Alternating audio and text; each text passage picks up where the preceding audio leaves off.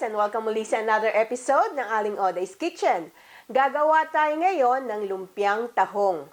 And here are the following ingredients.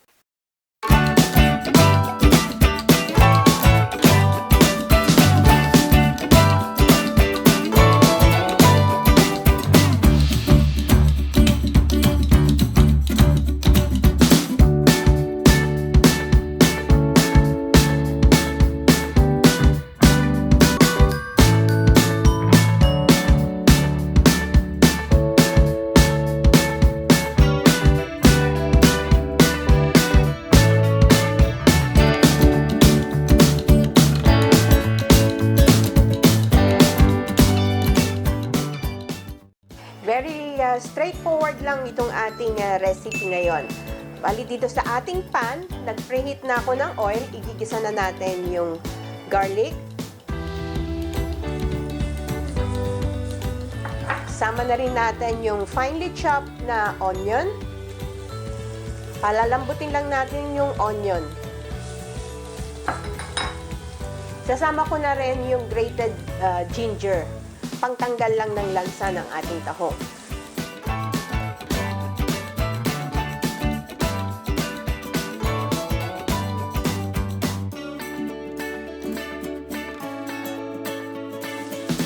Ayan, malambot na yung ating sibuyas. Ilalagay na natin itong tinadtad na tahong meat.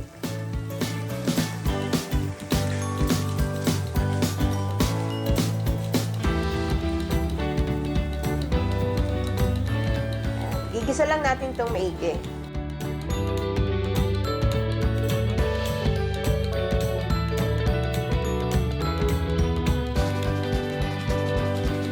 And after a few minutes ng paggisa, ilalagay na rin natin yung grated carrots. Or pwede nyo rin siyang i-grate or i-shred. Tapos yung ating celery. Kung walang celery, pwede din yung tinadtad na kinchay, pangtanggal lang ng uya. Sama-sama na natin yung ating red bell pepper at yung ating tinadtad na raisins para may konting tamis. Pwede din kayong mag-add ng sweet pickle relish kung gusto nyo. Isi-season ko na rin to. Sabay-sabay na ng salt. Adjust nyo na lang according to your taste. And pepper. Haluin natin maigi. Then, igisa lang natin to for about 5 minutes. Then, mag-proceed tayo sa ating next step. 5 minutes ko na itong ginigisa. Luto na to. I-switch off lang natin from the heat. Isalin natin sa isang bowl. And palalamigin lang natin bago tayo magbalot ng ating lumpia. Ayan, ang ating next step, dito na magbabalot na tayo ng lumpia. So, meron akong egg wash dito. Brushan ko lang sa dulo. Pwede din namang tubig lang. Mas gusto ko lang yung egg kasi madikit siya. Salin natin dito sa ating balat ng lumpia. So, depende sa size na gusto nyong gawin.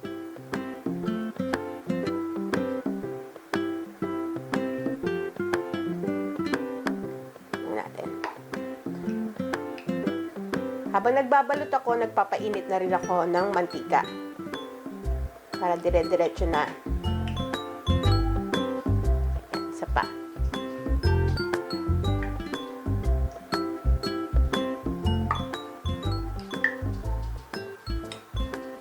So, kakaiba to. Tama-tama itong ating lumpia recipe na tahong para sa mga, dun sa mga nag-a-abstain ng meat during Holy Week.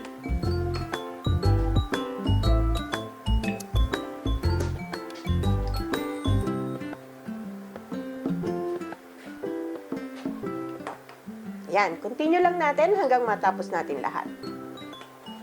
Ayan, nakapagbalot na ako ng ilang piraso, nakapag-init na tayo ng oil, ipiprito na natin yung lumpia.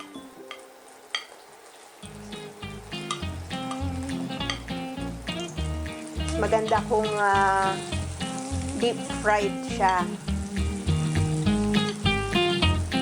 lagyan nyo lang ng spaces para hindi siya, para even yung ating pagluto. Pagba-brownin lang natin to, ha? And after a few minutes, nice and crispy golden brown na ang ating lumpia. Hahanguin na natin to. Meron akong strainer dito. Para ma-drain yung excess oil. Continue lang natin ng pagluto hanggang matapos natin lahat.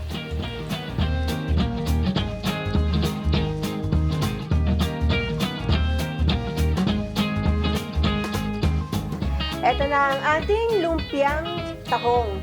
Best served with sweet chili sauce. Sana magustuhan niyo itong recipe na ito and share it with your friends. Don't forget to give us a thumbs up and like our Facebook page, Twitter, and Instagram. Ako po si Aling Oday. Magkita-kita ulit tayo sa aking susunod na video. Salamat! Bye! Please follow me on my Facebook page, Twitter, and Instagram.